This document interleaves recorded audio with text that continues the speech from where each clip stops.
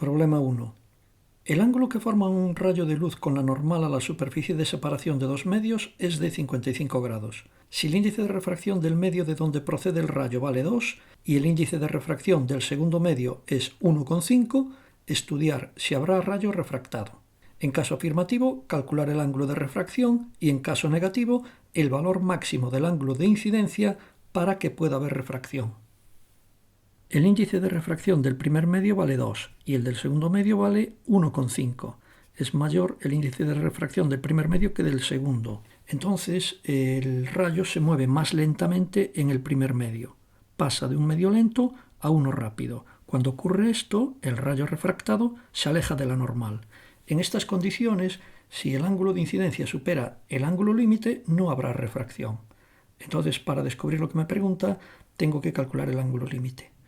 Para ello, aplico la ley de Snell, simplemente en donde va el ángulo de refracción pongo 90 grados y así al despejar el ángulo de incidencia me da el ángulo límite. Bueno, de esa ecuación ya convenientemente despejada me queda que el seno del ángulo límite es el índice de refracción del segundo medio partido por el primero. Sustituyo por valores y me da 0,75. Hago el arcoseno de este número y sale 48,59 grados. Por tanto, como el ángulo de incidencia es de 55 grados, este ángulo es mayor que el ángulo límite y por tanto no habrá refracción, solo reflexión. Problema 2. Una lámina de vidrio de caras planas y paralelas situada en el aire tiene un espesor de 8 centímetros y un índice de refracción de 1,6. Calcular para un rayo de luz monocromática que incide en la cara superior de la lámina con un ángulo de 60 grados, a. Los valores del ángulo de refracción en el interior de la lámina y el ángulo de emergencia correspondiente, b. Longitud recorrida por el rayo en el interior de la lámina y c. El desplazamiento lateral experimentado por el citado rayo al atravesar la lámina. Vamos a hacer una representación gráfica donde vamos a colocar todos los datos para poder resolverlo con mayor comodidad. Este caso consiste en dos dióptrios planos que separan el vidrio del aire. Tenemos en el medio superior aire, en el medio de abajo de todo aire y entre medias el vidrio con un índice de refracción de 1,6. Tenemos aquí el rayo que llega a la superficie formando un ángulo de 60 grados con la normal.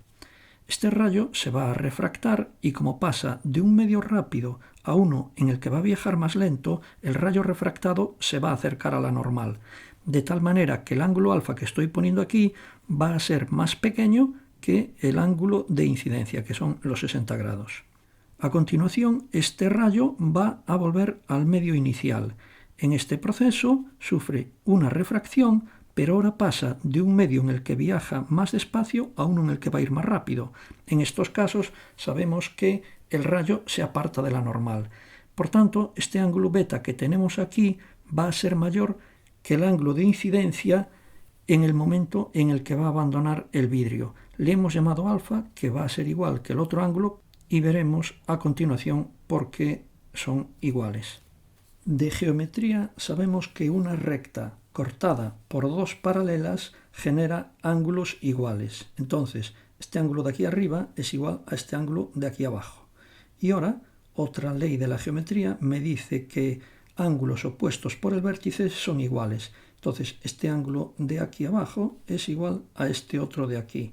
La conclusión es que el primero de los ángulos que hemos pintado va a ser igual al último de los ángulos que hemos pintado.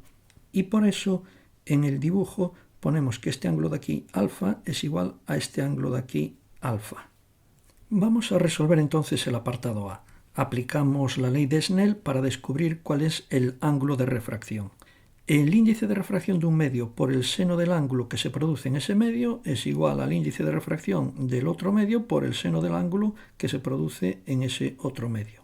Sustituimos aquí por valores, el rayo viene del aire, índice de refracción 1, el seno de ese ángulo sería seno de 60 y cuando penetra en el vidrio el índice de refracción es 1,6 y el seno del ángulo lo desconozco, cuánto vale este ángulo alfa. Es una ecuación, la despejo, y me sale que el ángulo de refracción es 32,8. Estamos viendo que es un ángulo más pequeño que el de incidencia, que era 60, como corresponde a esta situación que tenemos aquí. Ahora, para saber el ángulo con el que emerge este que estamos llamando aquí beta, aplicamos la misma ecuación, pero ahora entre el vidrio y el aire. Volvemos entonces a aplicar la ecuación de Snell, pero ahora para los datos estos concretos. El ángulo de incidencia en esta segunda ocasión van a ser los 32,8 grados que he descubierto en el apartado anterior, porque hemos visto que alfa de refracción coincide con el alfa de incidencia. Ahora el medio del que parte tiene un índice de refracción 1,6 y el medio al que va a salir tiene un índice de refracción 1. Me queda solo la incógnita beta, despejo esta ecuación y me sale 60 grados. Descubro que el ángulo de emergencia coincide con el ángulo de incidencia. Esto quiere decir que el rayo incidente y el rayo que sale finalmente del vidrio son paralelos.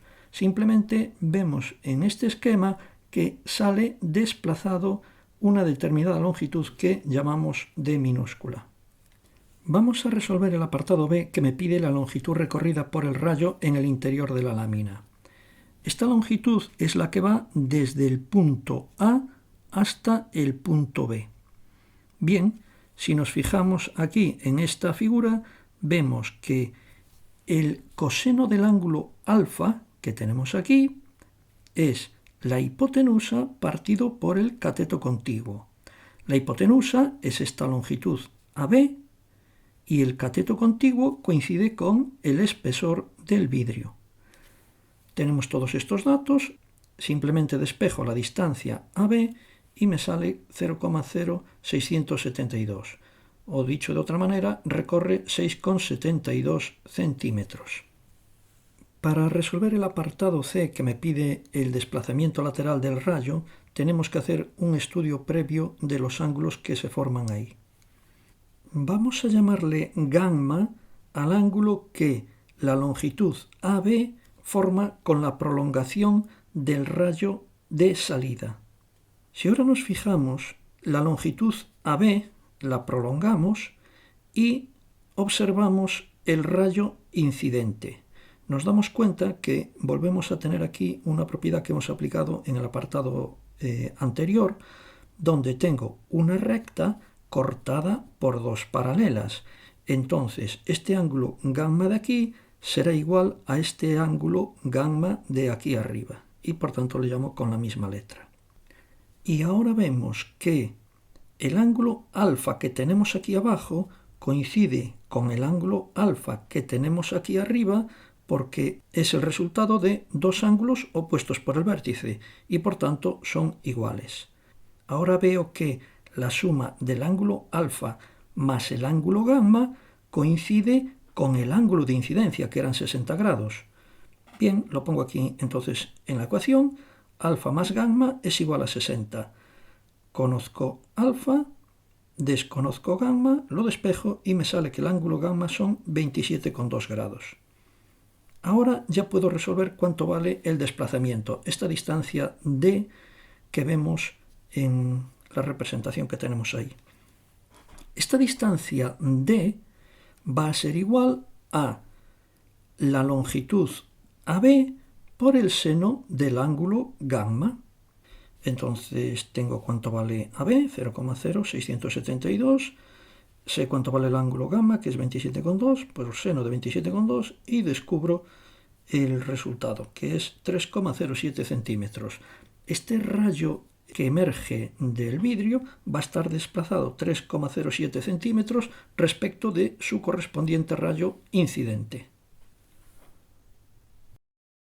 Problema 3. Un pescador se encuentra a 3 metros de altura por encima de la superficie del agua y un pez nada a 2 metros de profundidad, estando en una dirección casi perpendicular a la del pescador. Calcular a. La distancia a la que el pescador ve el pez. B. La distancia a la que el pez ve al pescador. Tenemos como dato el índice de refracción del agua, que es 4/3. Vamos a hacer un estudio previo antes de ponernos a resolver directamente con números. La teoría de la visión dice que yo soy capaz de ver un objeto cuando un rayo que parte de este objeto alcanza mi ojo. En este caso, vamos a suponer que el observador está en el aire y el objeto está en el agua, como propone este ejercicio. Entonces, este rayo que parte del objeto, cuando pasa de moverse en el agua a moverse en el aire, está pasando de un medio lento a uno rápido. En estos casos, el ángulo refractado se aleja de la normal y la situación que tenemos aquí sería esta que vemos. Lo que pasa es que el ojo no es capaz de percibir que el rayo se ha doblado y vemos el objeto en línea recta. Entonces, la posición que apreciaremos será esta que resulta de la intersección de considerar que el rayo se mueve en línea recta con la perpendicular en la que se encuentra el objeto. Por tanto, percibiríamos el objeto aquí arriba. Estaría situado a una profundidad que no es la real, que le vamos a llamar profundidad aparente, mientras que la profundidad a la que está realmente el objeto es esta que representamos aquí por P sub R. En la situación contraria, si el observador está en el agua y el objeto está en el aire, partimos de nuevo. Si queremos ver el objeto, tiene que salir un rayo del objeto y que llegue a nuestro ojo. Pero en este caso, el rayo pasa de moverse en un medio rápido a uno lento. Aquí el ángulo refractado se acerca a la normal y por tanto la posición sería esta. De nuevo, el ojo no es capaz de percibir que el rayo se dobla y vemos el objeto en línea recta. El punto donde el ojo lo sitúa es la intersección de esta línea recta con la línea vertical en la que se encuentra el objeto y por tanto lo veríamos situado aquí arriba. Ahora la altura a la que lo coloco va a ser superior a la altura real a la que está el objeto. Vamos a llamarle profundidad real a la que tiene realmente el objeto y profundidad aparente a la que se forma la imagen. Partimos de la ecuación del dioptrio esférico y simplemente lo vamos a modificar para adaptar esta ecuación a esta situación. Aquí lo que tenemos es una línea plana. Un dioptrio plano equivale a un dioptrio esférico, pero con un radio de curvatura infinito. Si aplicamos esto a esta ecuación, el denominador de esta fracción, n' menos n partido de r, sería un número partido de infinito, y esto da 0. Entonces la ecuación me quedaría finalmente que n' partido de s' es igual a n partido por s. Estas letras de la ecuación general, aplicadas a este caso concreto, serían las siguientes. S representa la distancia al objeto. Entonces, en este caso que tenemos aquí, sería la profundidad real. S' es la distancia imagen. En este caso, representaría la profundidad aparente. N es el índice de refracción donde se encuentra el objeto. Y n' es el índice de refracción normalmente donde se encuentra la imagen, pero en este caso la imagen y el objeto van a estar en el mismo sitio. Entonces tenemos que darnos cuenta que n tiene que ser a la fuerza el índice de refracción donde está el objeto, por tanto n' lo asignamos al índice de refracción donde se encuentra el observador. Esto como regla mnemotécnica para recordar qué significa n'. Cambiando entonces este nombre de las variables, esta ecuación que acabamos de citar quedaría el índice de refracción del medio donde está el observador partido por la profundidad aparente es igual al índice de refracción donde está el objeto partido por la profundidad real.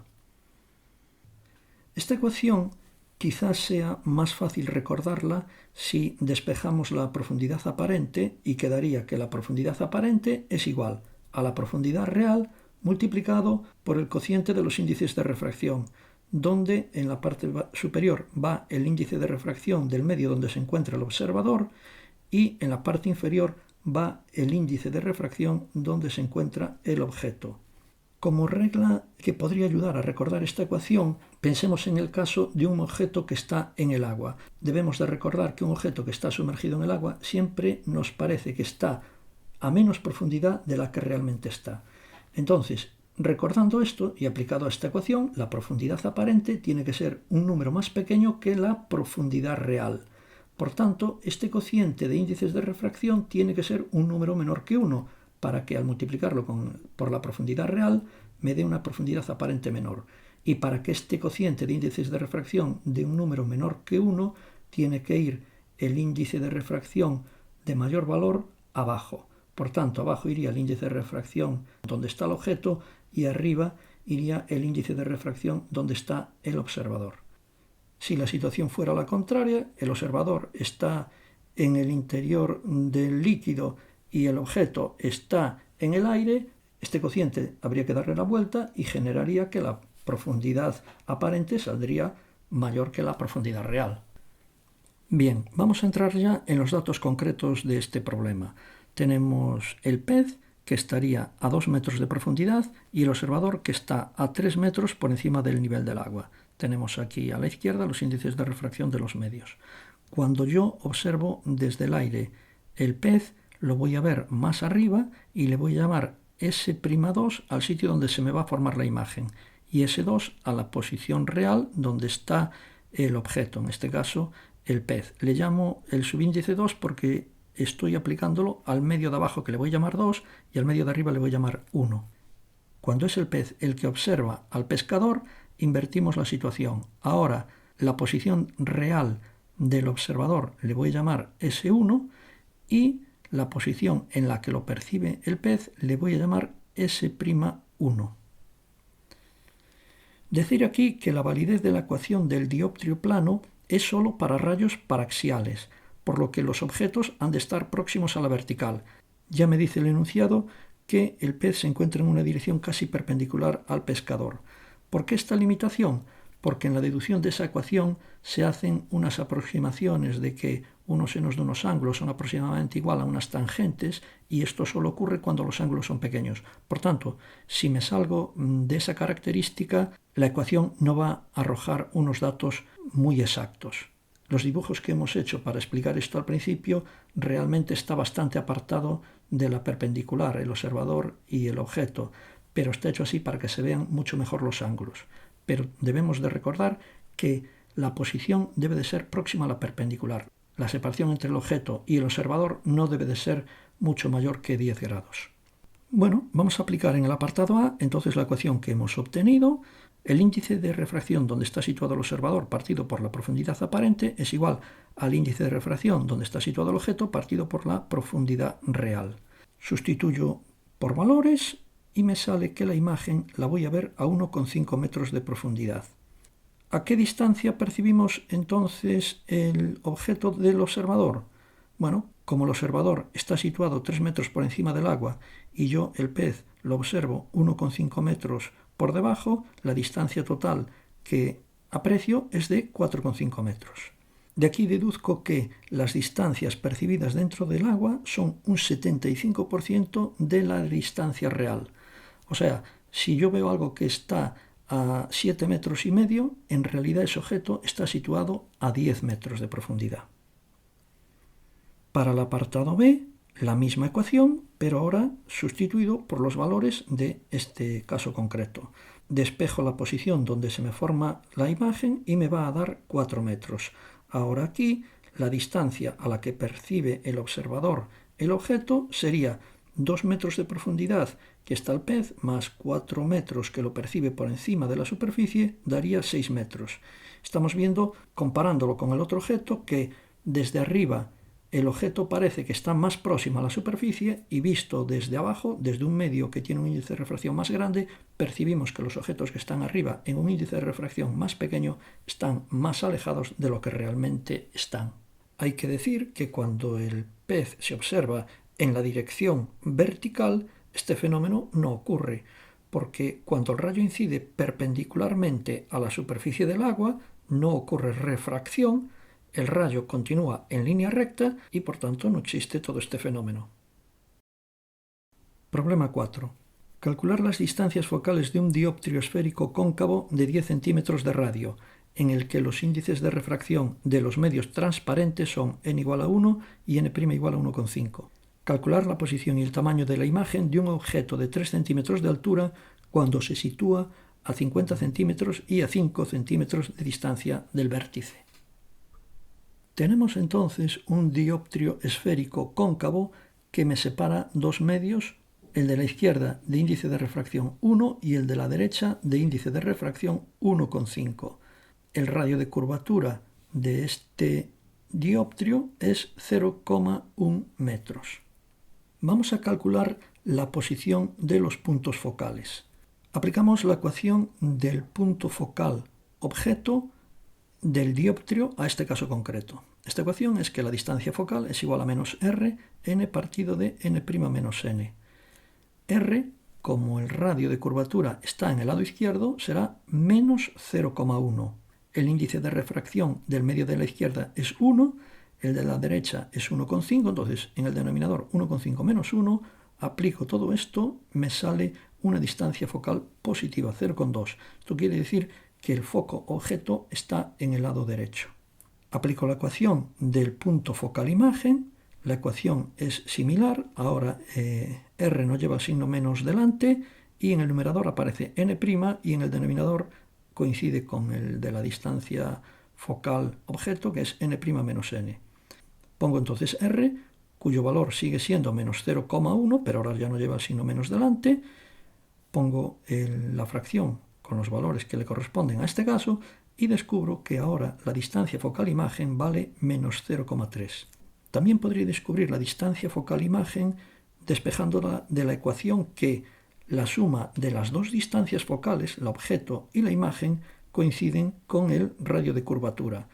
La distancia focal que había calculado hace un momento era 0,2, el radio de curvatura es menos 0,1, lo despejo y me da el mismo resultado que aplicando la otra ecuación, menos 0,3. Es importante entonces recordar aquí que las distancias focales, al sumarlas con su signo, me da el radio de curvatura del dioptrio. Entonces, esto quiere decir que el foco imagen va a estar en el lado izquierdo y el foco objeto va a estar en el lado derecho. Esto ocurre cuando tengo un sistema divergente. Para predecir si el sistema óptico va a ser convergente o divergente, lo ideal es tomar como referencia el caso más típico que nos encontramos en problemas de lentes. Una lente biconvexa colocada en el aire es convergente. Cuando el rayo que proviene del objeto se encuentra con la primera cara de la lente, penetra en ella, converge y cuando sale sigue convergiendo más. Teniendo esto en mente, vamos a deducir lo que ocurre en un dioptrio. Partimos de un dioptrio convexo, donde el lado izquierdo tiene un índice de refracción menor que el derecho, como ocurría en la lente, que el rayo venía del aire y penetraba en el vidrio.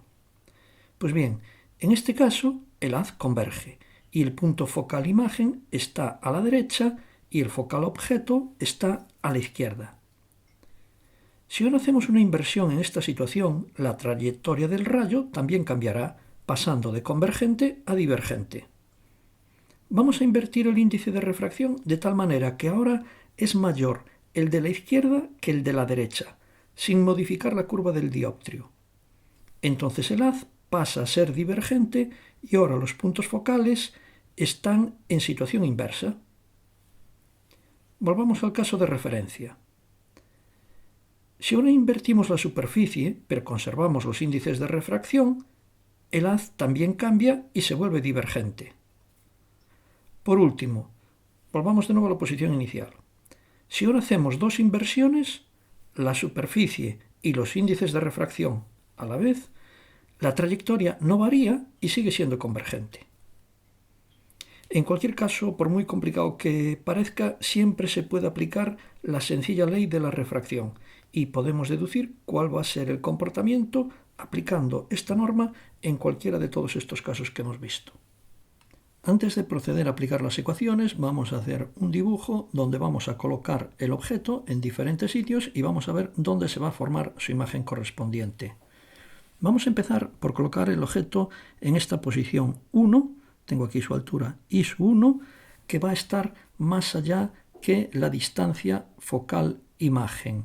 Esto corresponde con lo que me pregunta en el primer apartado. Me dice dónde va a formarse la imagen cuando el objeto está situado a 50 centímetros y sabemos que la distancia focal imagen está a 30, por tanto está más allá del foco.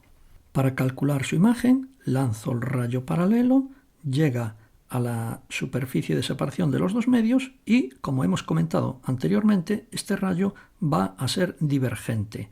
Por tanto, para saber la dirección en la que sale, tengo que unir este punto de intersección con el punto focal imagen. Y esto me dará la dirección en la que el rayo pasa por el otro lado. Y lanzo el rayo radial. Saliendo del extremo del objeto, pasa por el centro de curvatura y seguiría limpiamente la trayectoria una vez que atraviese la superficie de separación. Con estos dos rayos vemos que la imagen se va a formar en la intersección de estos dos rayos que he trazado, pero uno de ellos es la prolongación, por tanto la imagen va a ser virtual. La imagen se forma aquí, donde tenemos I'1, que vemos que es más pequeña que I'1. Vamos a colocar el objeto en otra posición 2. Lo colocamos aquí, donde tenemos I'2, y el rayo paralelo no va a cambiar respecto del otro. Lo único que cambia ahora es el rayo radial. Lo largo al centro de curvatura y ahora la intersección se produce en este punto de aquí, con lo cual descubro cómo se forma la imagen, que será I'2. Estoy viendo ya que está más a la derecha de I'1 y aún encima es un poquito más alta. Y por último voy a situar el objeto entre el centro de curvatura y el vértice del dioptrio, que esto coincide con lo que me pide en el segundo apartado. Dice que el objeto está situado a 5 centímetros. Como el radio de curvatura eran 10 centímetros, entonces este objeto está situado entre el centro de curvatura y el vértice. Coincide entonces con lo que me está pidiendo en el último apartado. Trazo el rayo paralelo, de nuevo no cambia nada respecto a los rayos paralelos anteriores, pero ahora aquí el rayo radial va del centro de curvatura a la esquina del objeto y atraviesa limpiamente y pasa al otro medio. Ahora vemos que la intersección del rayo radial y del rayo focal se produce antes de la imagen y dándome una altura muy próxima a la del objeto. Comprendido esto, vamos a resolver ya lo que me pide aplicando la ecuación del dioptrio, que sería n' partido de S' menos n partido de S es igual a n' menos n partido de R. En este primer caso voy a poner S1 porque utilizo el objeto colocado en la posición 1. Sustituyo por valores, aquí ahora la posición del objeto S1 está a menos 0,5 y el radio de curvatura de este dioptrio es menos 0,1. Lo despejo y me sale que está a menos 0,214. Vamos con la altura. La ecuación del aumento lateral sería I' partido de I es igual a ns' partido de n''s. De nuevo, esta ecuación aplicada a la posición 1. Sustituyo por valores y despejo finalmente la altura de la imagen. Y ahora para la última posición, lo mismo, las mismas ecuaciones, pero sustituidos por los datos concretos aquí. Lo que cambia es que ahora la posición es menos 0,05, la posición del objeto. Hago la aplicación a las dos ecuaciones y descubro que la posición de la imagen está a menos 0,06 y la altura es 0,024. Con estos resultados vamos a dedicar un momento a chequearlos con las imágenes que había obtenido en la representación gráfica.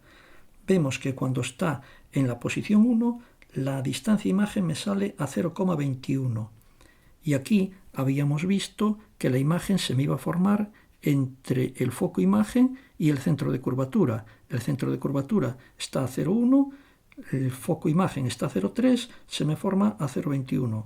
Correcto, coincide y tiene sentido el resultado. Y la altura, el objeto tiene de altura 3 centímetros y me sale que su altura es 8,5 por 10 a la menos 3 metros. O sea, más pequeño, como realmente también estoy viendo ahí que sale más pequeño. Y en la posición 3 vemos que la imagen está situada a 0,06, el objeto estaba situado a 0,05, entonces la imagen queda un poco a la izquierda del objeto. Vamos a mirarlo a la gráfica y vemos que efectivamente me sale la imagen un poco más a la izquierda del objeto. Y luego para la altura me sale 0,024. Como el objeto medía 0,03, es un poquito más pequeño, que evidentemente coincide con lo que estoy viendo en la gráfica. Problema 5. En un dioptrio esférico, las distancias focales son f igual a menos 10 centímetros y f' igual a 30 centímetros. Calcular a. El radio de curvatura del dioptrio. B. La distancia imagen de un objeto de 1 centímetro de alto que dista 5 centímetros del vértice del dioptrio, estando situado a la izquierda de la superficie de separación de los dos medios. C. La relación de los índices de refracción de los dos medios. Y D. El tamaño de la imagen. De los signos de las distancias focales deduzco que el foco imagen está a la derecha y el foco objeto está a la izquierda. Esto quiere decir, según lo que se ha explicado en el problema anterior, que este dioptrio es convergente. Lo que no sé todavía es si la superficie es cóncava o convexa. La forma más rápida de descubrirlo es aplicar la ecuación que relaciona las distancias focales con el radio de curvatura y ver el signo que tiene. Vamos a calcular el radio de curvatura. Aplicamos la ecuación de que en los dioptrios la distancia focal imagen más la distancia focal objeto es igual al radio de curvatura. Lo sustituimos poniendo cada uno de los valores con su signo correspondiente y descubrimos que el radio de curvatura es igual a 0,2, saliendo un valor positivo. Luego quiere decir que este dioptrio es convexo. En el apartado B me dice que tengo un objeto de 1 centímetro de alto y que dista 5 centímetros del vértice. Lo voy a representar entonces. Pongo aquí el objeto con 1 centímetro de altura y que dista 5 centímetros del vértice. Vamos a calcular dónde se forma la imagen. Trazo el rayo paralelo que ha de pasar por el foco imagen.